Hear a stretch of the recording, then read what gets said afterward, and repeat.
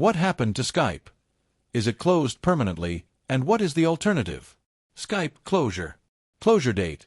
Skype will be permanently closed on May 5, 2025. Reason for closure. Microsoft decided to shut down Skype due to a significant decline in its popularity compared to applications like Google Meet and Zoom, which offer more advanced features. Acquisition date.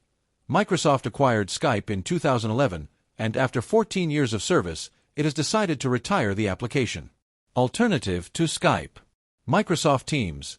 Teams will become the main communication platform, providing a variety of tools, including voice and video calls, text messaging, and file sharing.